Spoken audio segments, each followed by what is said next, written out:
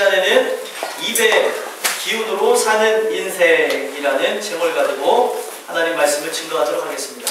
여러분들이 데살로니가후서 2장의 내용을 읽으셨습니다. 오늘 본문의 말씀은 재림 때에 있을 불법의 사람에 대한 교훈을 주고 있는 것을 볼 수가 있습니다.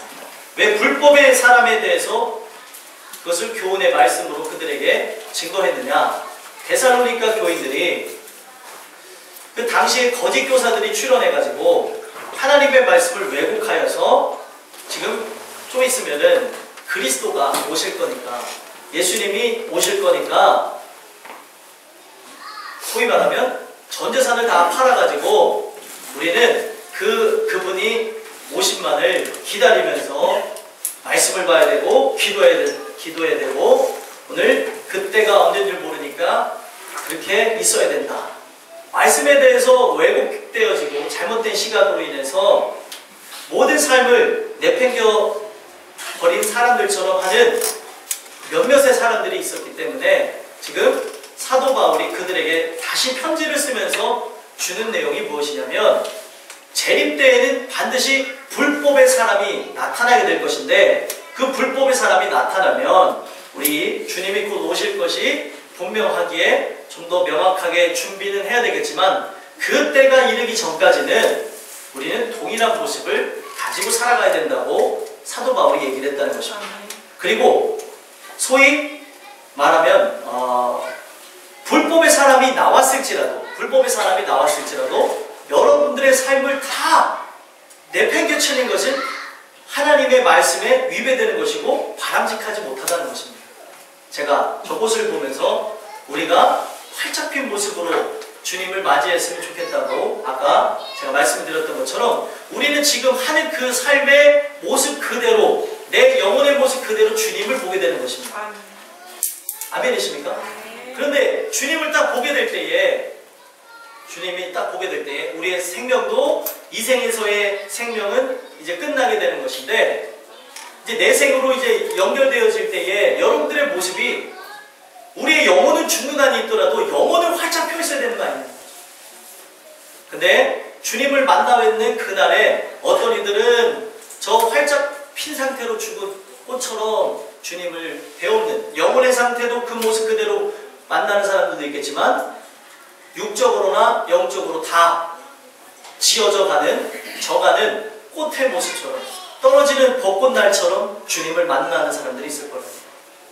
저는 오늘 이 말씀을 통해서 사도 바울이 계속해서 증거하고자 하는 것은 똑같습니다. 주님의 날, 그 심판의 날은 분명 도둑같이 임하는 것은 사실이지만 준비한 자에게는 도둑같이 오는 것이 아니고 낮에 속한 자같이 환하게 주님을 보게 될 것입니다.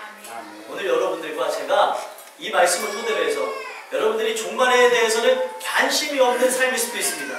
솔직히 말하면 우리가 사는 집에, 또 차에, 그리고 내 입신양명이라고 그러죠. 내가 성공하는 것에, 그리고 내 모든 삶이 안락한 것에 대해서 관심을 가질 수도 있게 되어질 수 있는 삶이지만 오늘 이 말씀을 통해서 이생의 삶에 관심을 갖는 여러분들과 제가 되기보다는 내 생에 관심을 갖고 저 천국에 대한 소망을 갖고 주님 오시는 그날을 깨어서 늘 준비하는 은혜가 있게 되기를 간절히 소망합니다. 그래서 이 불법의 사람의 교훈은 정말 중요한 것인데, 이 불법의 사람의 교훈을 통하여서 이 시대에 흘러가는 흐름들을 알 수 있을 것이라는 겁니다.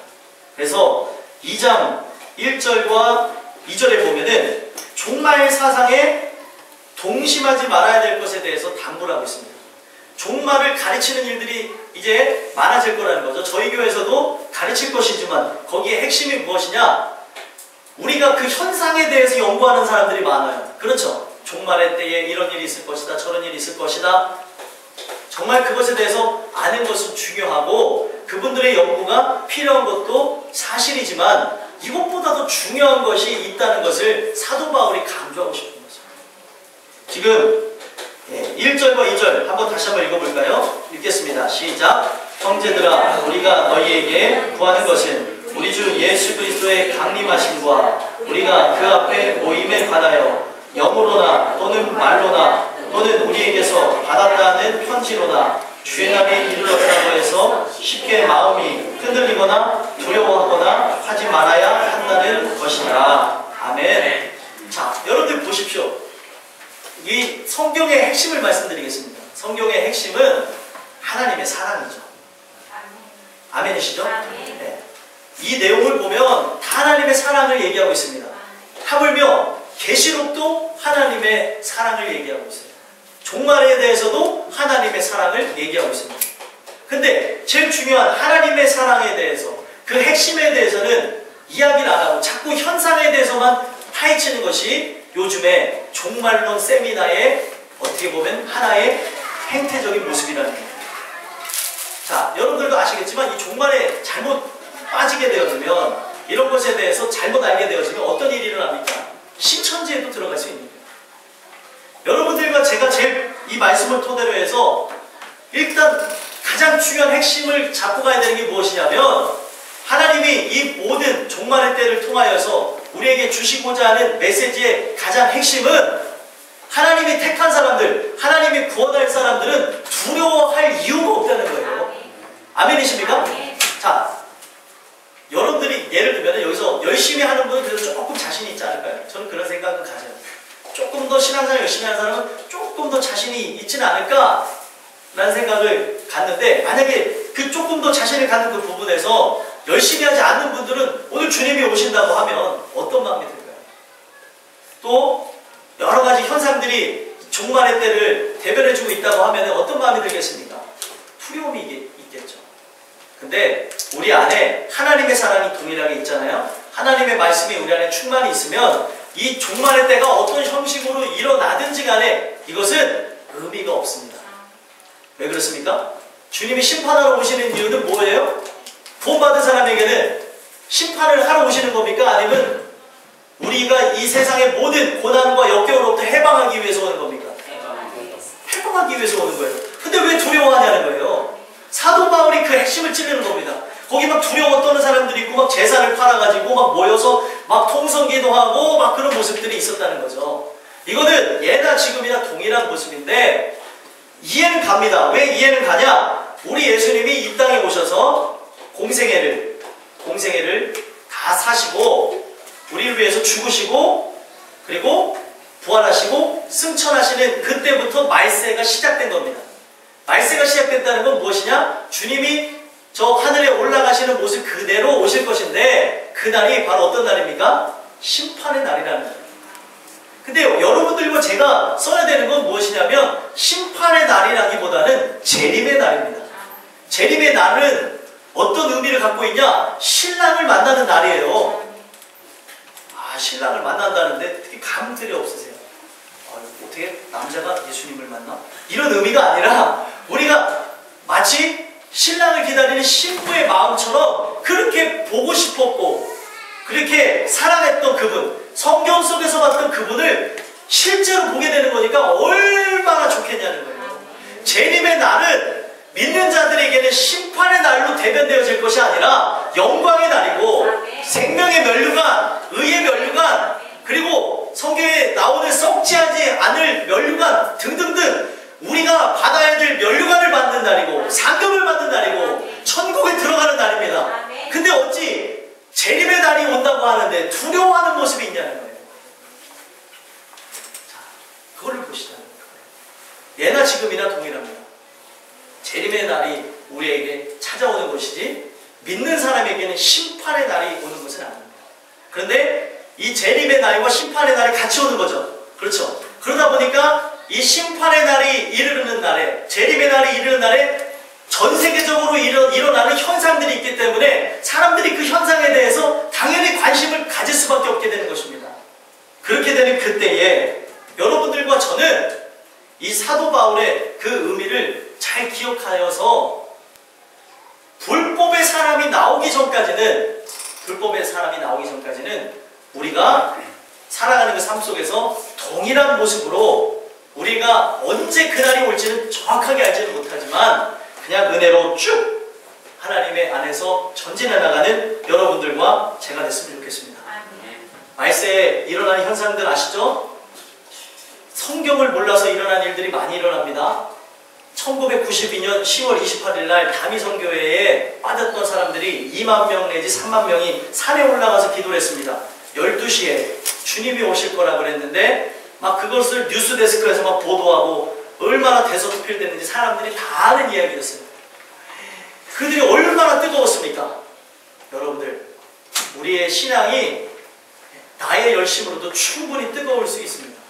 하나님이 주신 불, 그 불을 갖고 나가야 되는데 하나님이 주신 불이 아니라 다른 불로도 눈으로 봤을 때는 뜨거워 보일 수 있다는 거예요. 근데 그들이 어떻게 보면은 종말론에 빠진 이유가 무엇입니까? 거기에서 정말 맑고 순수할 것 같은 그 어린아이들이 환상을 본 거죠. 꿈을 꾼 거죠. 주님의 음성을 들은 거죠. 내용이 무엇입니까? 10월 28일 날 오시겠다는 거예요. 자, 이거는 간단하게 해결될 수 있는 문제였습니다. 뭘로 해결될 수 있어요?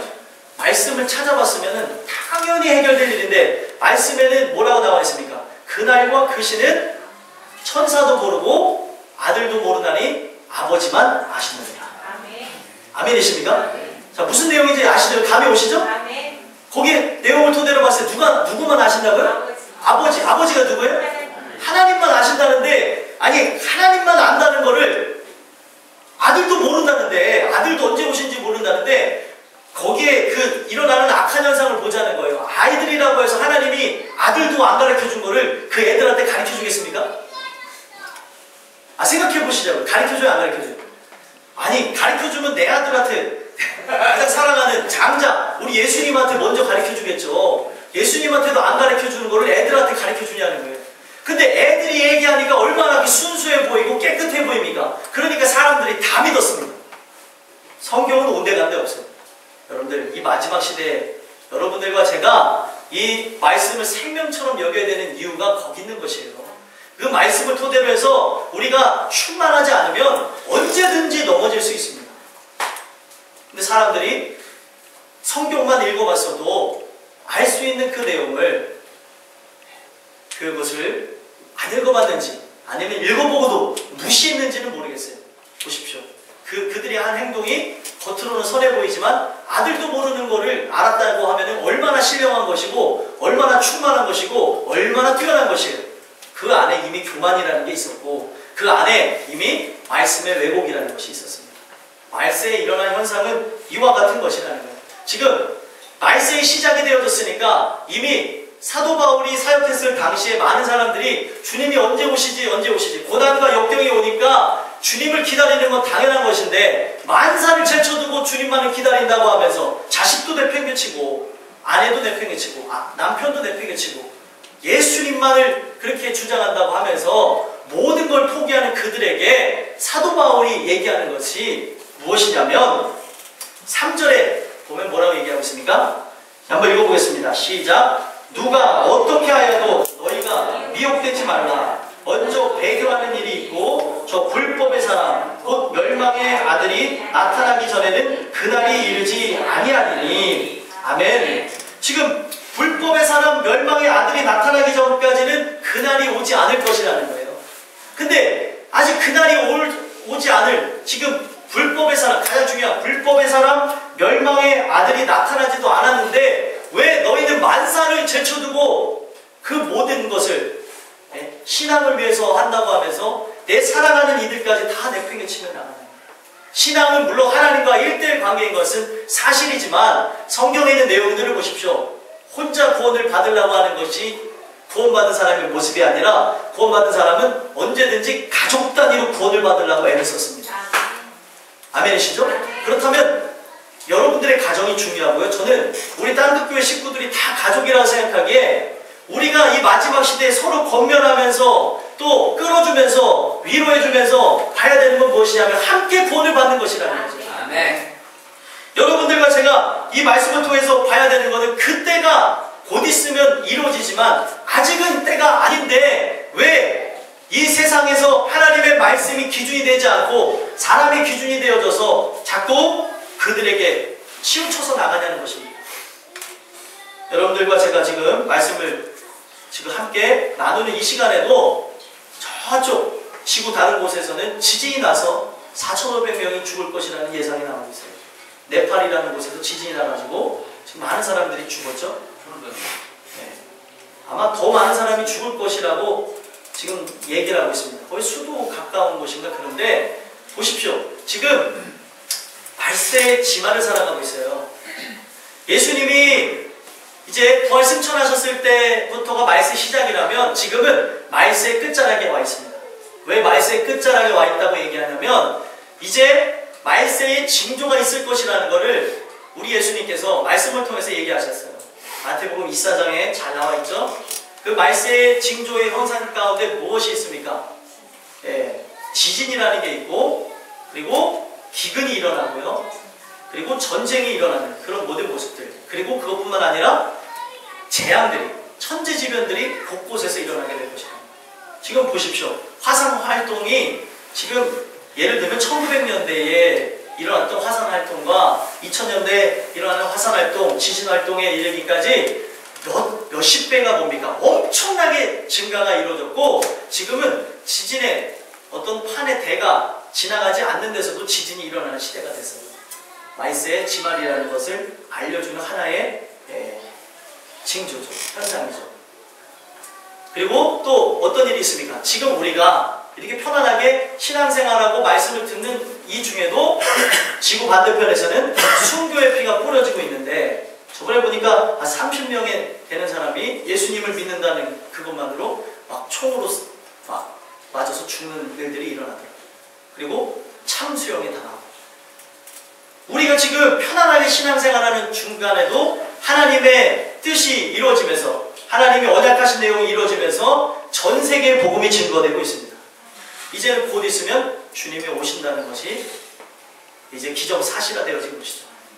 이럴 때에 오늘 우리가 무엇을 봐야 되냐는 거예요. 무엇을? 불법의 사람들이 나타날 것이라고 얘기하고 있는데, 이 불법의 사람은, 이 멸망의 아들은 적그리스도를 얘기하고 있습니다. 적그리스도를 얘기하고 있는데, 정말 성경에서 말하는 진짜 적그리스도가 출현하기 이전에 작은 적그리스도들, 적그리스도와 함께하는 자들은 언제든지 공존하면서 있었다는 겁니다. 자, 왜 제가 이런 말씀을 드리냐? 지금 이 불법이라는 단어 있죠? 불법. 지금 여러분들이 읽은 3절 말씀에 보면 불법의 사람, 곧 멸망의 아들. 이 뜻 자체가 정말 안타까운 게 뭐냐면, 이 멸망의 아들이라는 뜻 자체에는 이미 심판이 예정된 자들이라는 것입니다. 그러니까 마귀, 사탄, 그리고 각 어떤 어둠의 세력들, 영들을 의미하고요. 그리고 그와 함께 가는 자들이 이 멸망의 아들과 함께 나가는 사람들, 불법의 사람들이 될 것이라는 걸 얘기하고 있습니다. 제가 왜 적그리스도만 얘기하는 것이 아니라 적그리스도와 함께하는 자들, 마귀와 사탄과 함께하는 자들을 얘기하냐면, 자, 이 내용이 오늘 하나님 말씀을 열어주시는데, 마태복음 7장 23절 한번 보세요. 23절 21절에서부터 23절까지 보겠습니다. 마태복음 7장 21절에서부터 23절. 자, 함께 읽겠습니다. 시작. 나더러 주여 주여 하는 자마다 다 천국에 들어갈 것이 아니요 다만 하늘에 계신 내 아버지의 뜻대로 행하는 자라야 들어가리라. 그날에 많은 사람이 나더러 이르되 주여 주여 우리가 주의 이름으로 선지자 노릇하며 주의 이름으로 귀신을 쫓아내며 주의 이름으로 많은 권능을 행하지 아니하였나이까 하리니, 그때에 내가 그들에게 밝히 말하되 내가 너희를 도무지 알지 못하니 불법을 행하는 자들아 내게서 떠나가라 하리라. 아멘. 지금 이거는 심판의 날을 우리 주님이 실제로 보는 것처럼 말씀하셨는데, 여러분들, 우리 주님은 알파와 오메가입니다. 처음과 나중, 그리고 시작과 끝이에요. 모든 것의 끝을 알고 계신 분입니다. 그리고 그날을 지금 내 앞에 손바닥 보듯이 다 보고 계시는데, 이 불법을 행하는 자들아 내게서 떠나가라 라고 하는 이 말을 통해서 봤더니, 불법을 행하는 사람들이 어떤 사람들이었어요?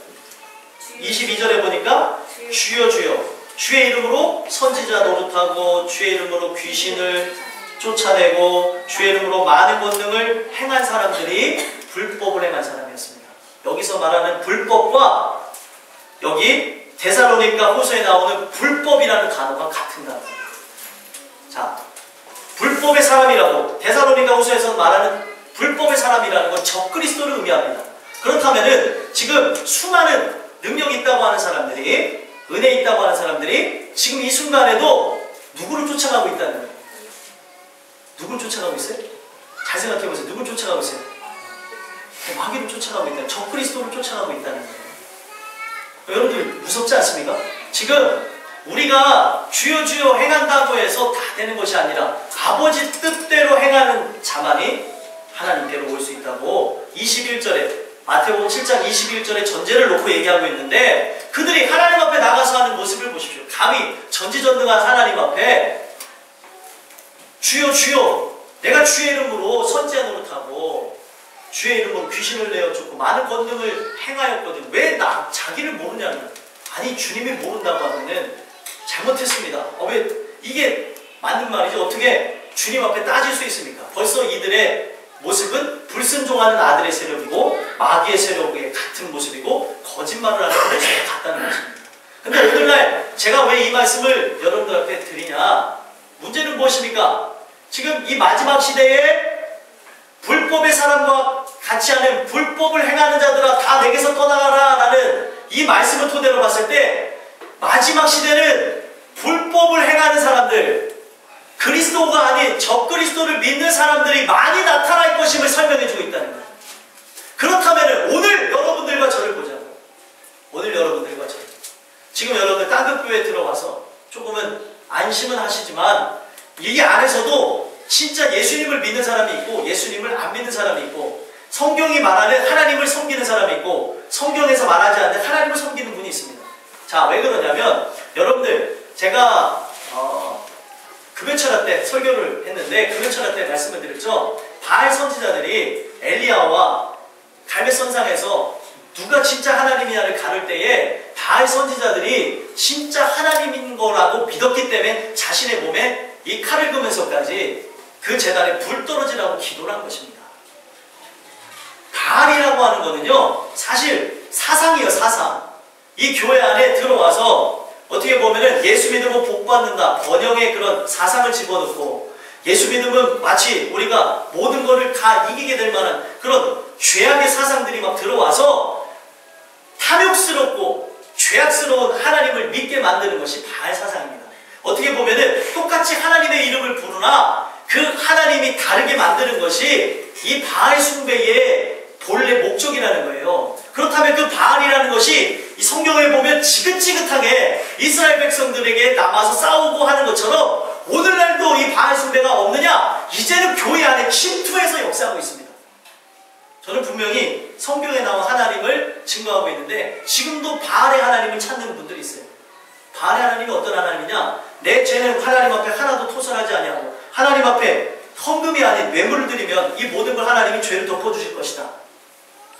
여리고성이 무너질 때에 여리고성에 있었던 사람들이 여호와 하나님이 어떤 신인지를 들었습니다. 그 신이 이제 들어오면 자기네들이 멸망할 것도 알았습니다. 근데 이 여리고성에 있었던 사람들이 섬겼던 신이 무엇이냐? 뇌물을 주는 신이었어요. 뇌물을 주면은 그냥 이 모든 죄를 덮어주는 그런 신이었습니다. 그랬더니 그들이 생각한 게 뭐예요? 이 신이 아무리 와도 내가 뇌물을 주면은 이 성이 아무리 멸망한다고 말씀이 선포되더라도 그래도 좀 최소한 뭐 얼마 내면은 그냥 눈 감아 주겠지. 결국에 어떻게 됐습니까? 라합 가정을 제외한 모든 사람들이 다 무너지면서 다 죽었습니다. 제가 뭘 말씀드리고 싶냐면 지금 오늘날 교회 안에 있는 모습과 똑같죠. 여리고성 안에 있는 사람들의 모습과 교회 안에 있는 모습이 똑같습니다. 하나님의 말씀이 선포돼서 내 죄를 다 끄집어내라고 얘기하고 있어요. 근데 죄를 끄집어내고 하나님 앞에 회개하기는커녕 내가 하나님 앞에 예를 들면 헌금을 많이 하거나 내가 회개가 아닌 헌신을 하면 다 덮어준다고 하고 있는데 성경은 원초적으로부터 돌아가라는 거예요. 처음부터 시작하라는 겁니다. 본래로 돌아가자는 거예요. 우리가 죄인 되었을 때 주님이 우리를 부르십니다.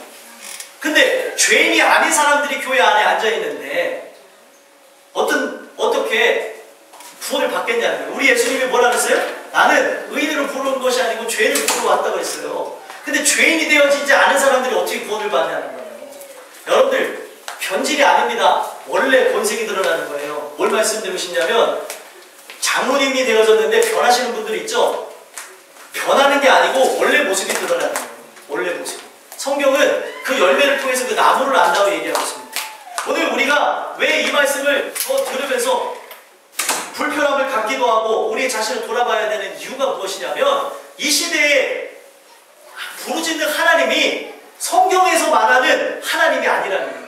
우리 예수님도 뭐라고 나왔습니까? 성경에 응하신 분이라고 나와졌어요. 근데 오늘날 성령 사역자라고 하는 사람들이, 말씀을 증거하는 사람들이 성경 외에 다른 것들이 또 존재하는 것처럼 권위를 부여하고 그들이 체험하는 그런 환상들, 그리고 예언들, 그리고 그 음성들을 중요시 여기는데 그걸 부정하는 게 아닙니다. 오늘도 하나님은 말씀하십니다.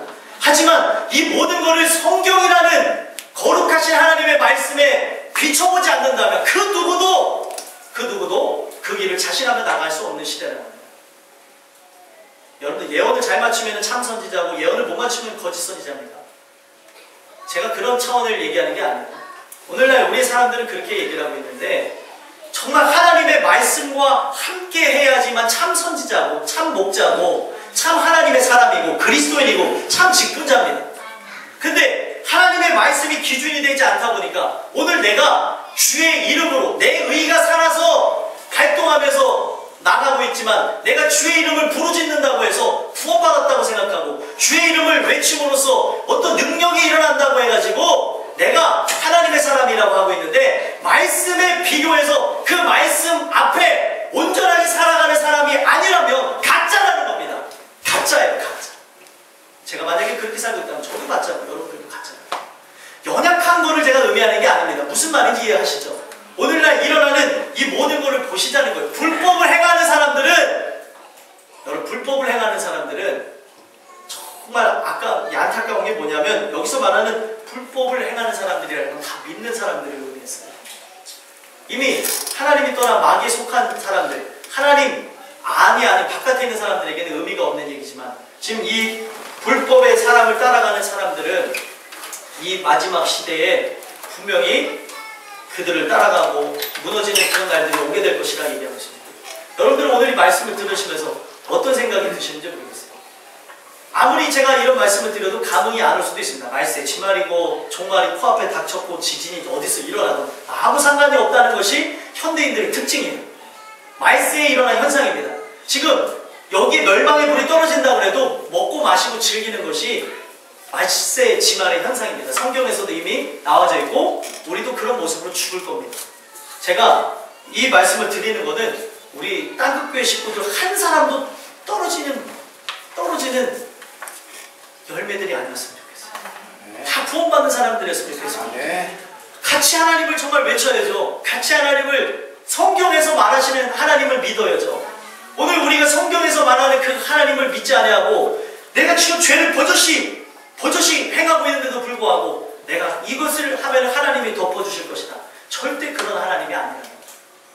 아간의 범죄를 보십시오. 아간이 왜 죽었습니까? 자기 땅에다가 정말 취하지 말라고 하는 그 전리품들을 취하고 묻어버렸습니다. 오늘 죄라는 것은 내 마음의 땅에 묻는 것이 아니라 끄집어서 다 버리는 것입니다. 근데 오늘날 이런 모습들이 있다. 여러분들과 저는 이 내용들을 통하여서 그 죄악으로 나가는 이미 예정되어져서 지옥에 들어갈 사람들을 따라가는 그런 사람들이 되지 않았으면 좋겠습니다. 오늘 말씀을 토대로 보면 4절에도 보면 대적하는 자나 신이라고 불리는 모든 것과 숭배함을 받는 것에 대항하여 그 위에 자기를 높이고 하나님의 성전에 앉아 자기를 하나님이라고 내세웁니다. 불법의 사람이 이런 일을 행할 것이라는 거죠. 그런데 보십시오. 적그리스도가 출현해서 그렇게 하기도 전에 이미 하나님의 이름으로 하나님의 말씀을 증거한다고 하면서 교회 안에서 다른 복음들이 증거되고 있습니다. 그렇죠? 지금 하나님의 말씀이라고 들리는 것들을 보자는 거예요. 왜 제가 이런 내용을 갖고 여러분들 앞에 민감한 것을 자꾸 자극시키면서 말씀을 드리냐? 하나님의 말씀이 아닌 걸 자꾸 들으면, 말씀이 아닌 걸 자꾸 들으면서 우리의 믿음도 흐트러져 버립니다. 여러분들 오늘 말씀을 통하여서 지금 말세가 다다랐어요. 네, 말세가 다다랐어요. 네, 다다른 이때에 주의 은혜를 통하여서 우리 자신들을 돌아다보고 내가 이 말씀 안에서 살아가는가를 보게 되는 은혜가 있었으면 좋겠습니다. 5절, 6절을 보시면 내가 너희와 함께 있을 때에 이 일을 너희에게 말한 것을 기억하지 못하느냐. 너희는 지금 그로 하여금 그의 때에 나타나게 하려 하여 막는 것이 있는 것을 아나니. 지금 이때는 충분히 일어날 수 있지만 지금 이것을 이미 증거했으나 잊어버리는 데살로니가 교인들의 모습이 있었고요. 또 지금 이런 일들 자체가 충분히 일어날 수도 있지만 그때 당시에 일어나지 않는 것은 막는 것이 있다고 얘기하고 있습니다. 무엇이 막았을까요? 성령이 막으신 거예요. 성령. 성령이 이 모든 것을 악한 세력의 것들을 막으시면서 하나님이 택하신 자들, 구원한 자들을 하나도 땅에 떨어뜨리지 않고 다 그들을 구원하기 위해서 이 때를 길게 하면서 그 악의 세력들을 다 막고 기다리게 하고 계시다는 겁니다. 저는 그 성령의 역사 가운데 이 모든 것이 막아지면서 여러분들이 지금 이 멸망의 날이 유보되는 이때에 여러분들과 저는 멸망의 날, 심판의 날이라고 그것을 기다리는 사람들이 아니라 재림의 날을 기다리는 주님의 순결한 신부가 되길 하는 소망합니다. 그래서 여러분들 보십시오. 이 말세 집안에 일어난 현상이 무엇입니까? 주님을 기다리는 신부들, 우리가 주의 신부입니다.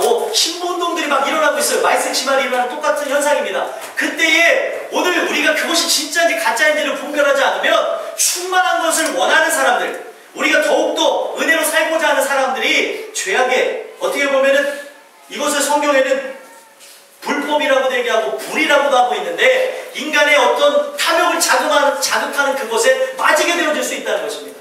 제가 왜 이런 말씀을 드리냐면 지금 여러 가지 부분에서 이 성령운동을 한다고 하고 신부운동하는 사람들이 뒤에서 결탁되어져 있고 결탁되어진 사람들도 있고 결탁이 안 되어진 사람들도 그들의 열매가 주장하는 것이 뭐와 같냐면 지금 이 시대에 다른 불법을 이야기하고 다른 하나님을 설명하는 그 사람들과 같은 길을 걸어가고 있다는 거예요.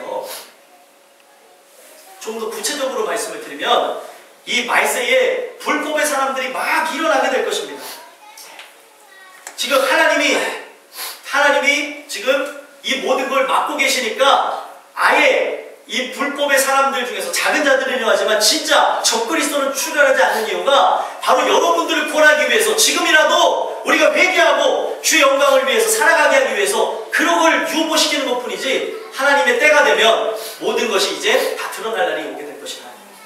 7절에 보면 불법의 비밀이 이미 활동하였으나 지금은 그것을 막는 자가 있어 그 중에서 옮겨질 때까지 가리라. 아멘. 불법의 비밀이 이미 활동하였다는 거예요.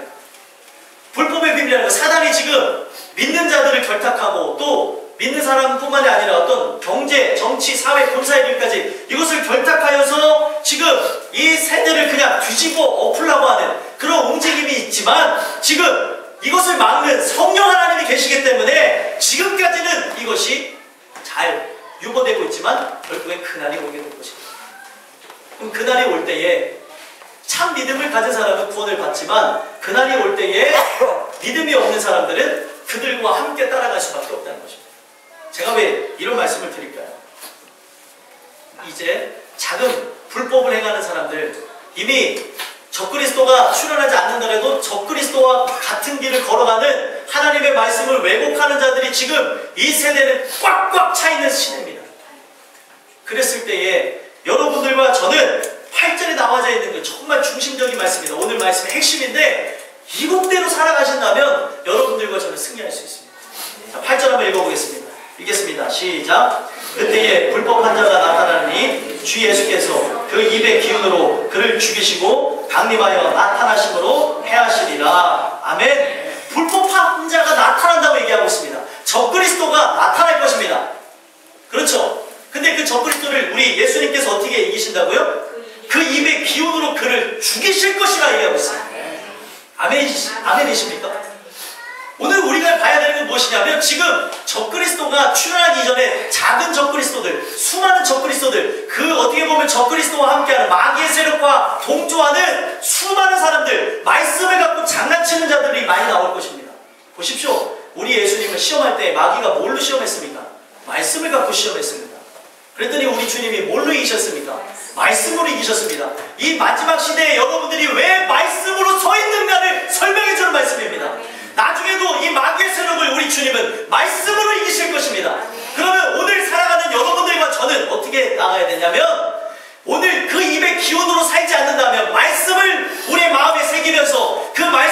주야로 묵상하며 그 말씀이 내 입에서 떠나지 않게 하면서 살지 않는다면 우리는 그 누구라도 넘어질 것이라는 거예요. 아멘이십니까?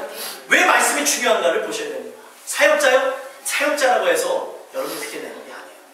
늘 말씀 안에서 서서 그 말씀을 들어야 믿음이 생겨나는 것이지, 여러분들 그냥 내가 이 믿음이라는 게 그냥 지켜진다고 하지 마십시오. 하나님의 말씀을 계속 들어야 이 믿음이 함께 가는 것입니다. 결국에 하나님이 구원할 자는 구원하시겠지만 이 믿음이라는 것, 여러분 보십시오. 내가 정말 그 은혜 안에서 하나님 주신 믿음을 갖고 내가 구원받을 자라고 누가 확신할 수 있겠냐는 거예요. 그 누구도 확신할 수 없기 때문에 오늘도 우리가 주 예수님을 의지하고 말씀 위에서 굳게 선이라하면서 나가는 거예요. 아멘이십니까? 그 입의 기운으로 산다는 것은 오늘 여러분들과 저들, 어떻게 보면 저와 여러분들의 삶 속에도 이 마귀의 세력들이 계속해서 유혹하면서 역사할 겁니다.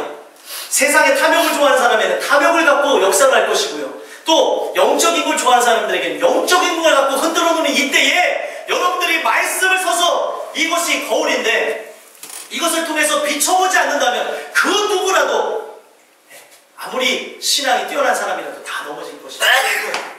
물론 택하는 사람이라면 구원을 받을 거라는 그런 생각을 가질 수 있겠지만 그 누가 그거를 확신하면서 나갈 수 있겠냐. 그래서 그 어떻게 보면 성도의 견인, 하나님이 택하신 자를 끝까지 구원하신다는 그 성경의 교리를 얘기했던 존 칼빈이나 아니면 이 감리교회 창시자 존 웨슬리나 동일하게 얘기한 게 무엇이냐면 우리는 깨어 있어야 된다. 그 누구도 확신할 수 없다는 거예요. 구원받았다는 그 착각이 얼마나 무섭냐면 보십시오. 주님 앞에도 따지는 게 인간입니다. 구원받은 적이 없는데 지금 내 삶의 능력만을 보면서 나가고 있다는 거예요. 여러분들과 제가 이걸 통하여서 봐야 되는 건 뭐냐면 오늘 말씀의 제목이 무엇입니까? 입의 기운으로 사는 인생이에요. 입의 기운으로 사는 인생인데 어떤 사람은 자기 입의 기운, 자기 삶의 경험, 그냥 소위 말하는 개똥 철학 이런 것들을 얘기하시는 분들이 있습니다. 우리 딴 교회들은 안 그러시겠지만 사람들 보면 내가 예전에 뭘 어떻고 저떻고 그게 없습니다. 입의 기운으로 사는 거는 내 입에서 튀어나오는 말을 보면 내 안에 무엇이 있는지를 본다는 거예요. 자, 보십시오. 내 입에서 욕이 튀어나온다면 내 안에 이미 상당히 부패해졌다는 거예요. 그리고 내 입에서 불평불만이 나온다면 내 안에 악이 꽉 찼다는 겁니다. 이것이 꽉 차서 흘러나오는 거, 이것이 충만해서 흘러나오는 게 말이에요. 그래서 말이 성경에 보니까 이 어떻게 보면 불 같대, 불. 네? 불 같아서 사람들을 죽이게도 한다고 하는데 여러분들 보십시오. 우리 하나님의 말씀은 이 세상을 무에서 유를 창조하셨습니다. 하나님의 말씀은 무에서 유를 창조한다는 거. 여러분들이 입에서 튀어나오는 입의 기운으로 사는 인생이라는 건 내 입에서 입만 열면 나오는 것이 오직 예수가 되어야 되고 내 입에서부터 흘러나오는 것이 오직 말씀이셔야 된다는 거예요. 근데 입만 열면 우리가 나오는 게 뭐예요? 이제 내일은 뭐 먹고 살아야 되지, 뭘 어떻게 해야 되지? 당연한 것이라고 우리는 얘기할 수 있지만 오늘 그 하나님이 나를 미치게 하여 주셨다면 성경에 나오는 바울을 미치게 하셨던 것처럼 나를 미치게 하셨다면 내가 오늘 정말 먹고 죽을 만한 것이 먹고 오늘 죽을 수밖에 없는 딱 밀가루 한 줌만 있더라도 그것을 남에게 줄 수 있게 되어진다는 거예요. 이해가 되십니까? 그것을 의로 여기시는 하나님의 모습이다. 그랬더니 어떻게 했습니까? 성경에 보니까 그 과부에게 어떻게 했어요? 계속해서 밀가루와 기름이 떨어지지 않게 하시는 하나님의 기적이 있어요. 근데 그때도 기적이 일어나도 못 믿었었으나 나중에 어떤 일이 일어납니까? 고난을 통해서 아들이 죽고 살아가는 걸 통해서 진짜 하나님 살아계심을 믿었습니다. 제가 뭘 말씀드리고 싶냐면 오늘 우리 인생은 그래요. 떡 한 줌 더 먹고 사냐 죽느냐, 그거 어떻게 보면 우리 인생 자체가 떡 한 줌을 어떻게 보면 밀가루 한 줌을 빚어서 먹는 인생과 같다는 거죠. 내 앞날을 알 수가 없는데 앞날을 열어주시는 건 하나님인데 오늘 그걸 막 먹고 살겠다고 막 이러고 있어요. 그거를 남한테 줄 수도 있는데 오늘 그걸 막 해서 이걸 붙잡고 가겠다는 그런 인생이 있는가 하면 그래, 하나님을 인정하고 죽는 인생도 있습니다. 여러분들과 저는 어떤 모습이고 이 불법을 행한다는 것이 정말 분별이 서지 않으면 불법을 행하는 것을 알 수가 없습니다. 자, 불법을 행하는 걸 어떻게 할 수 있냐? 유일한 법서인 하나님의 말씀의 법을 볼 때에 내가 불법을 행하는 걸 알 수 있어요. 자, 한 예로 여기 김인규 지사님 계시는데 김인규 지사님은 예를 들면 경찰이 볼 수 있는 법들을 많이 알고 계세요. 그 법의 날을 갖고 사람들을 보면 우리가 정말 생각지도 못하고 범하는 죄들이 있을까요? 없을까요? 빗대니까요. 근데 우리는 모르고 그거를 지금 어기면서 있는데, 아시는 김영기 집사님은 예를 들면 휴가를 가셔서 놀러 가는 중에도 본인이 경찰이기 때문에 법을 어기면 그거 잡을까 말까 하는 고민이 드실 거라는 거예요. 그렇습니까? 안 그렇습니까? 좀 잡아야 되는데 이런 생각이 든다니까요. 네. 예를 들면 그렇다는 거죠. 자, 우리가 법을 알게 되어지면 이게 잘못된 것인지 아닌지를 알아요. 근데 사람들은 법을 모르면 모릅니다. 그렇죠? 한 예로 제가 말씀드렸는데, 하나님의 말씀의 법을 여러분들이 다 아시면 내가 지금 하나님의 말씀을 따라 사는지, 내가 죄의 법을 행하는지 알까요? 모를까요? 기준이 오직 말씀입니다. 아멘이십니까? 근데 지금 이 말씀이 내 멋대로 해석이 되어지고, 또 문제는 무엇입니까? 한 글자도 안 보니 뭘 아냐는 거예요. 지금 여러분들, 우리가 체험하는 것도 좋지만 이 체험 안에 정말 이것이 하나님의 역사와 함께하는지를 알지 못한다면 나는 지금 이 순간에 불법을 행하는 자가 될 수 있다. 저희 집이 지금 부자가 될 뻔한 일이 있었는데, 우리 예전에 어머니가 예언 기도를 받으셨는데 그 집을 사지 말라고 그랬어요. 그래서 이 집을 사지 말고 이 집을 사라 그랬는데, 이 집은 돈이 하나도 안 올랐고 이 집은 엄청 많이 올라가지고, 그때부터 얘기하는 거예요. 내가 진작에 알아봤어야 되는데. 이게 벌써 15년 전, 20년 전 일입니다. 아파트 청탁을 냈는데 두 군데를 넣을 수 있었어요. 근데 어느 누가 봐도 예를 들면 이 아파트를 넣어야 돼요. 이 아파트가 딱 봐도 좋은데, 위치도 그렇고 좋은데 이 아파트를 넣으면 되는데 이 아파트를 넣으라는 거예요. 이거 아닌 것 같은데, 그래도 저분이 한 말이 있으니까 그걸 넣자 그랬는데, 나중에 봤더니 이 아파트는 아파트 값이 한 4배가 올라가고 나중에 봤을 때 잘 계시면, 제가 뭘 말씀드리고 싶냐면, 저희 어떻게 보면 우리 인생 자체가 다 그렇습니다. 뭐를 의미하는 걸 제가 뭘 말씀드리고 싶냐면, 말씀 앞에 이거를 보자고요. 지금 우리의 삶 속에서는 부모님의 세대이든 저의 세대든 그 이전의 세대이든 앞으로 세대도 마찬가지입니다. 우리 안에 하나님이 함께 계시면 지금 쓰러져가는 집에 살아도 행복하셔야 되고, 예? 집사님 이명이 들려도 감사하셔야 되고, 예? 머리에 예를 들면은 종양이 있어도 감사해야 되는 거고, 우리 심장에 암덩어리가 있어도 감사해야 되는 거고, 뭐가 우리를 역사하고 있더라도 주의 말씀에서 절대로 끊을 수 없다는 겁니다. 그것이 아무리 역사하더라도 그렇게 사는 거예요. 이것이 아무리 변화가 일어나지 않고 더 역사한다라도 나는 오늘 이 말씀으로 살리라 사는 것이 복음의 능력입니다.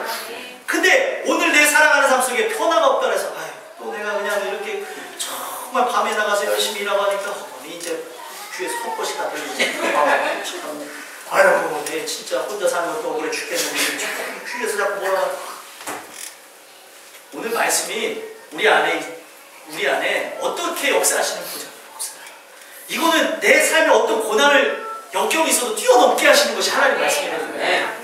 아멘이십니까? 지금 우리가 이 말씀이 기준되어지지 않으면 우리는 충분히 지금 어떤 환경에 살아도 그냥 성경에 나와 있는 그대로 자족하면서 살아갈 수 있어요. 근데 이것을 내가 모르니까 지금 예를 들면 그냥 자꾸 고지서 들여다보면 답답할 때 있죠. 고지서 보면 답답하고, 또 세뇌를 빼대면 답답하고, 또 돈 나갈 거 계산하면 답답할 것이 우리 인생이라고 하지만 이것이 의미가 없어집니다. 내가 지금 하나님의 아버지, 하나님이 내 아버지가 되시고 내가 아들이고 딸인 것이 정말 중요하지. 내 삶에 이것이 나를 괴롭힌다 한들 무엇이 소용이 있으랴. 이게 여러분들과 저의 고백이셔야 됩니다. 아멘이십니까? 그렇다고 해서 다 여러분들 힘들게 사시라는 의미는 아닙니다. 할 수 있으면 하시되, 그 모든 부분에서 이것이 하나님의 영광과 결탁되어진 건지, 아니면 내 욕심에 의해서 더 나은 삶을 위해서 나가는 것인지, 천국이 먼저인지 이 땅이 먼저인지를 비교하면서 보시자.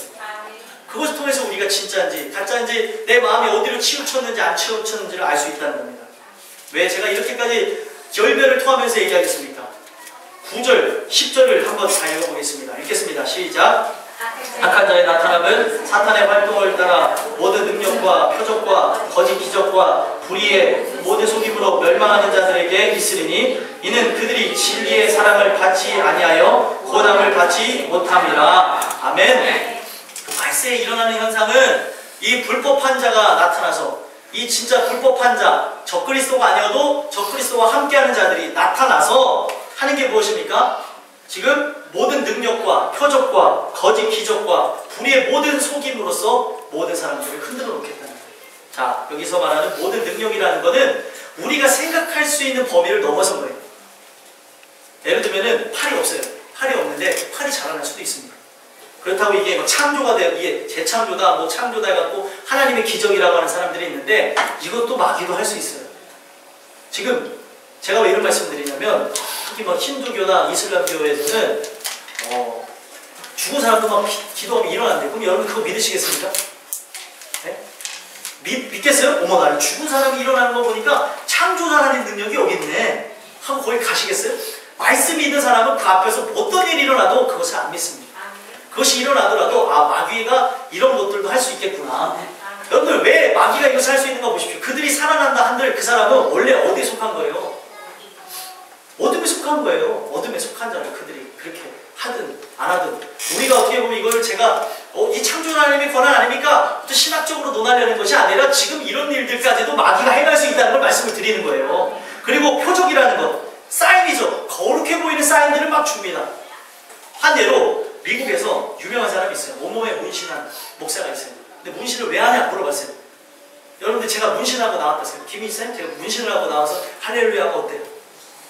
아니죠. 영 아니죠. 문신이 어디서부터 기초하게 됐냐면 문신이라는 것은 이방 종교에서 그들의 신을 내 몸에 새긴다는 의미로 시작된 게 문신입니다. 근데 어떤 형태를 여러분 그래서 눈썹 눈치까지 얘기하는 건 아니고요. 여기서 말하는 문신이라는 거는 어떤 죄의 형상들을 새기는 것을 의미하는 거예요. 그래서 문신이라고 하면 나왔다. 그런 의미로 얘기하는 게 아니에요. 오해하지 마세요. 근데 타드 벤틀리라는 목사가 청소년들을 선도하고 구원하는 데 있어서 자기가 좀 더 친숙하기 위해서 몸에다가 문신을 했대요. 이해가 되겠습니까? 죄의 모양을 갖고 그들을 전도한다는 건 거짓입니다. 근데 그 문신을 딱 봤더니 이 문신의 내용들이 다 악을 얘기하는 거예요. 막 사탄의 어떤 표식들, 상징을 몸에다 그려놨습니다. 온전한 사람이에요? 온전한 사람이 아니죠. 근데 그 사람이 집회하는 집회 수에 수만 명 이상 모여서 할렐루야 아멘 하고 있어요. 그리고 그 사람들과 함께하는 사람들의 세력들이 지금 대한민국 땅에 쫙 퍼져 있고 그들과 함께하지 않는더라도 동일한 사역을 하는 사람들이 기도원과 교회 속에 쫙 퍼져 있는 사실입니다. 왜 그렇습니까?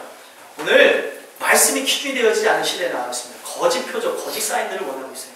오직 하나님의 말씀하신 걸 기억하셨으면 좋겠습니다. 내가 너희들에게 보여줄 것은 요나의 표적밖에 없습니다.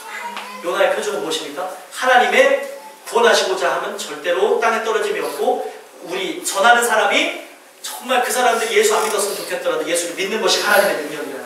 이게 가장 큰 표적이라고 우리 예수님이 말씀하셨습니다. 근데 사람들은 뭐예요? 표적을 구하는 세대. 더 큰 기적을 원합니다. 그래서 타드 벤틀리가 무엇을 했냐면 하나님이 오늘 이 집회 가운데 역사하실 것인데 공중에 예수 그리스도의 십자가가 뜰 것입니다. 그런 얘기를 했어요. 떴을까요? 안 떴을까요? 떴어요. 믿겠어요 그러면? 놀라셨어요. 진짜 안 떴을 줄 알았는데 떴어. 수많은 사람들이 그걸 보고 할렐루야 아멘하고 막 울기도 하고 기뻐하는 모습이 있었습니다. 자, 여러분들 그러면 여러분들은 지금 이제 하나님 말씀 들으니까 그게 가짜라는 걸 알겠지만 만약에 여러분들 앞에 그런 기적이 펼쳐지면 어떻게 될까요? 사람들 어머나 하나님이 여기 계시네. 그럴 수가 있는 게 우리 인간이라는 거예요. 이해가 되십니까? 말씀을 통해서 보지 않으면 다 무너질 수밖에 없는 시대입니다. 자, 제가 한 가지 더 충격적인 얘기를 하고 말씀을 마치려고요. 다 못전해서 항상 아쉬운데 12시 반에 끝내겠습니다. 끝나요.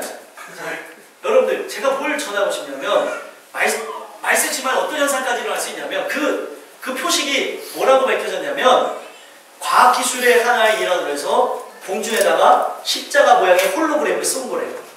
근데 그 십자가 모양의 홀로그램을 쏜 거는 지금 홀로그램이 막 이제 보편화되어져서 막 어떤 저가 진짜 김유선이잖아요? 진짜 김유선의 모습 똑같이 영상을 보는 것이 아닌 실제 모습처럼 해가지고 꾸밀 수 있는 것이 홀로그램 기술이에요. 어마어마하겠죠? 근데 이거를 지금 이제 엔터테인먼트 그 회사에서 막 쓰죠. 막 이제 연예인들이 이걸 갖다 쓰고 소녀시대면 뭐며 이 친구들이 막 쓰고 모토쇼에도 이제 공중에다가 차를 막 매달아 놓고 그걸 사람들이 보게 하는 시대가 되어졌습니다. 뭐를 말씀드리고 하냐면 이미 여러분들이 생각하는 것보다 이 마귀의 영적인 역사도 우리가 상상할 수 있는 수준을 넘었고요. 우리가 생각하는 그 부분에서 과학기술도 여러분들의 생상을 초월했습니다. 비를 내리고 싶으면 비를 내리는 시대가 됐고요. 천둥, 번개 다 만들 수 있고요. 폭풍을 일으킬 수 있고 그리고 지진도 일으킬 수 있는 시대가 됐습니다. 지금 이 지진이 어디서 오는지도 아무도 모르는 시대가 되어졌어요. 이제 뭐를 마지막으로 얘기하고 싶냐면 우리 주님이 데살로니가 전서 4장 16절 17절에 보면 주께서 호령과 천상의 소리와 하나님의 나팔 소리를 친히 하늘로부터 강림하시리니 그리스도 안에서 죽은 자들이 먼저 일어나고 그 후에 우리 살아남은 자들도 그들과 함께 구름 속으로 끌어올려 공중에서 주를 영접하게 하시느니 그리하여 우리가 항상 주와 함께 있으리라. 이거는 성경에는 휴거라는 단어 나오지 않습니다. 근데 휴거라는 거는 들려 올린다는 뜻이에요. 라틴어의 그런 뜻을 따라서 얘기한 건데 휴거 현상은 분명히 일어납니다. 근데 이것이 어떻게 일어나는지에 대해서 막 신학자들이 싸우고 있어요. 이게 7년 대환란 전이다, 아니면 중간이다, 후다 막 얘기하는데 여러분들 이 모든 것이 의미가 없는 게 말씀 위에 서 있으면 다 여러분들은 구원함을 받습니다. 근데 제가 염려스러운 게 뭐냐면 홀로그램을 하늘에 썼잖아요. 하늘에 쏜 것처럼 십자가 모양을 쏜 것처럼 그거는 이제 초기 기술이었고 이제 어떤 기술이 어디까지 갔냐면 우리 예수님의 모습으로 하늘에 쏠 수 있는 거예요. 전 세계에다가. 그러면 여러분들이 그걸 보면은 말씀을 우리가 어느 정도 알잖아요. 그러면 믿을까요? 안 믿을까요? 안 믿어요? 저는 다 믿을 것 같아서 걱정돼서 하더니 확실한 적그리스도가 적그리스도라고 들어오면은 다 알겠죠. 그렇죠? 왜 적그리스도라고 하냐면 그리스도의 모양으로 온다는 거예요. 멸망에 가증한 것이라고 얘기하는 거는 이 요한계시록에 보게 되면은 자세하게 나와 있는데 어린 양의 모양을 하고 있어요. 예수님의 모양을 갖고 오는 거죠. 그런데 이 기술, 과학기술을 갖고 나팔 소리도 울려나게 할 수 있고요. 이것을 지금 세계에서 연습을 하는 데가 있어요. 저기 사람이 인적이 드문 곳에서 막 얼음이 펼쳐지는 곳에서 나팔 소리 비슷한 것들을 막 지금 사람들이 거기서 소리 이렇게 내면서 하는 연구들을 하고 있습니다. 여러분들. 그러면은 마지막 시대 어떻게까지 되어지냐? 나팔 소리가 나고 정말 우리가 성경에 나와 있는 그대로 공중에 예수님의 형상을 한 적그리스도가 출현할 것이 일어날 수 있다. 그랬을 때 여러분들이 이 말씀이 기준이 되지 않으면 다 무너집니다. 제 말씀의 마지막 결론은 그거예요. 이 말씀이 여러분들 안에 세워져 있지 않으면 입의 기운으로 사는 인생이라고 그랬는데 이 말씀을 취하고 묵상하는 자로다. 여러분들 성경에 복 있는 사람은 말씀과 늘 함께 있습니다. 믿으십니까? 성경에 나와져 있는 걸 보십시오. 여호수아가 이제 두려워할 때에 이제 민족의 지도자 모세는 떠나갔습니다. 이제 자기가 이 모든 백성을 이끌고 모세도 안 한 전무후무한 일을 하는데 그 가나안 땅에 있는 그 7족속을 멸하라고 할 때에 두려움이 없겠었습니까? 있었겠죠. 모세의 시종으로만 늘 따라다녔었는데 그 일을 감당할 때에 하나님이 뭐라고 얘기하셨습니까? 하나님이 여호수아서 1장을 집에 가서 읽어보세요. 거기 보면 하나님이 뭐라고 하셨냐면 너가 주의 말씀을 내 입에서 떠나게 하지 말며 그 말씀을 늘 지켜서 행하게 되면 형통할 것이라는 말이에요. 여러분들 좌로나 우로나 치우치지 않게 되는 것, 말씀을 더하거나 빼지 않게 되어지는 것, 이 모든 것은 하나님의 말씀의 기준에 서 있을 때 가능한 것입니다. 여러분들이 말씀이 아니라 우리가 원하는 게 또 다르죠. 여러분들 이 땅끝교회는 오직 말씀입니다. 오직 하나님의 은혜입니다. 오직 기도만을 얘기하고 있어요. 여러분들이 이 말씀 집안에 말씀을 읽는 일들을 게을리하거나 또 말씀을 묵상하는 것을 안 하시고 또 이 말씀을 어떻게 풀이하는가에 대해서 관심을 갖지 않는다면 반드시 넘어집니다. 할 수만 있거든 택하시다도 미혹하게 되어지는 것이 말세에 일어난 현상이라는 거예요. 여러분들 오늘 11절 12절을 또 보게 되면 이러므로 하나님이 미혹의 역사를 그들에게 보내사 거짓 것을 믿게 하시면 진리를 믿지 않고 불의를 좋아하는 모든 자들로 하여금 심판을 받게 하려 하심이니라. 여러분들 마지막 시대에 분명 하나님이 미혹의 역사를 그들에게 보낸다는 겁니다. 하나님이 그냥 내버려 두는 거죠. 미혹의 역사가 뭡니까? 이 적그리스도가 출현하여서 사람들을 미혹하는 일들이 일어나는데 그들이 전하는 것도 하나님의 말씀입니다. 그러면 그들이 전하는 것 무엇을 양산하냐? 거짓 믿음을 갖게 한다. 믿음은 들음에서 나며 들음은 그리스도의 말씀으로 말미암는다고 성경에 로마서 10장 17절에 얘기하고 있는 것처럼 오늘 우리가 하나님의 말씀을 들으면 믿음이 생겨납니다. 그러나 하나님의 말씀이 아닌 걸 들으면 거짓 믿음이 생겨나게 되어지는데 그 거짓 믿음의 결과는 무엇입니까? 그 거짓 믿음은 불의를 즐거워하고 어떻게 보면은 그것에 진리를 따르지 않게 되는, 말씀이 정말 있음에도 불구하고 그 말씀을 채워지고자 하는 마음도 없었고 그 말씀으로 나아가고자 하는 그런 모든 것이 없고 어떤 인간의 영적으로든 육적으로든 탐욕적인 것, 그것을 자극하는 것을 소망하면서 나가는 그런 인생들이었다면 결국에 그것을 인해서 심판을 받게 하시겠다. 진리를 믿지 않는 것. 오늘 말씀이 기준이 되어지지 않는 인생, 이 말씀이 여러분들 삶 속에 관심이 없다면, 여러분들 이 말씀 자체에 관심이 없다면 나는 이미 혹시 버림을 받지 않은가는 또 생각하셔도 과언이 아닙니다. 어떻게 우리가 이 땅끝교회에서 함께 신앙생활하면서 말씀과 반대되는 삶을 살아가겠습니까? 보셔야 돼요. 오늘 내가 어떤 하나님을 찾고 있는지, 오늘 내가 지금 이 말씀을 통하여서 정말 나는 어떤 것을 추구하면서 있는지, 하나님이 지금 미혹하게 하는 것을 따라가는 자들은 말씀이 있는데 말씀을 보지 않고 기준을 토대로 해서 보지 않고 그것을 사랑하고 나간 것이기에, 하나님을 사랑하지 아니하고 그것을 사랑하고 나간 것이기에 결국에 심판을 받게 하시겠다는 거예요. 그러나 이 여러 가지 상황 중에도 하나님의 말씀의 진리 위에 세워진 자들은 하나님이 어떤 모양으로도 구원하실 것입니다. 그렇기 때문에 투명할 이유가 없는 거예요. 어떻게 역사하는지. 여러분들 말세에 마귀가 이렇게까지 역사할 겁니다. 하지만 여러분들과 저는 정말 하나님이 택한 영혼이었으면 좋겠어요. 택한 영혼으로서 일단 하나의 아름다운 모습은 여러분들 택하셔서 이 교회를 부르셨다고 저는 믿습니다. 함께 이 말씀이 왜곡되어지고 변개되어진 이 시대에 하나님의 말씀을 바로 알아서 함께 구원을 받고 천국을 가기 위해서 우리를 불러줬다고 저는 믿어요. 여러분들이 안 믿으신다면 여러분 함께 기도하셔서 그걸 받으셨으면 좋겠어요. 이 마지막 시대에 하나님이 정말 나를 사랑하셔서 수많은 사람들 가운데 나를 끄집어내셔서 이런 일을 하시는 거예요. 그렇다고 해서 제가 우리 교회만 거룩하다는 얘기가 아닙니다. 엘리야가 혼자만 사역한다고 할 때에 7,000명이나 더 있었어요. 그렇죠? 바알에게 무릎 꿇지 않은 7,000명이 있는 것처럼 하나님의 일은 계속해서 진행되어지지만 저는 여러분들과 제가 이 교회 부름을 받고 이 교회가 개척되어지고 이 교회가 세워진 것은 말씀으로 이 세대를 본받지 말고 오직 마음을 새롭게 하고 변화를 받아서 하나님의 선하시고 온전하신 뜻이 분별하고 우리의 자신을 하나님 앞에 예물로 드리기 위해서 우리를 부르셨다고 믿습니다. 오늘 이 말씀을 토대로 해서 보셨으면 좋겠어요.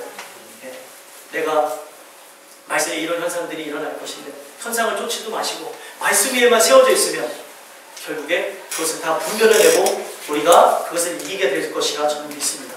자, 말씀을 지폐가 있잖아요. 지폐 감별사들이 지폐를 감별하려면 예를 들면 여러분 어떻게 될 것 같아요? 네, 우리가 생각했을 때는 가짜를 많이 보고 연구를 해야 그 가짜를 알 수 있을 거라고 하는데 이 화폐 감별사들은 진짜만 본대요. 여러분 진짜가 뭐죠? 말씀. 이 말씀을 통해서 예수님을 보시길 소망하고요. 이걸 통해서 모든 사물을 보시고 이 모든 사물이 분별되어지고 모든 걸 정말 체험하며 느끼는 그런 은혜가 여러분들의 삶 속에 있었으면 좋겠습니다. 늘 이 말씀으로 이 모든 걸 보신다면 여러분들이 분별케 하시는 하나님의 은혜를 통해서 가짜를 분별해내고 승리하는 여러분들과 제가 될 줄 믿습니다. 기도하겠습니다. 하나님 감사합니다. 입의 기운으로 사는 인생이라는 말씀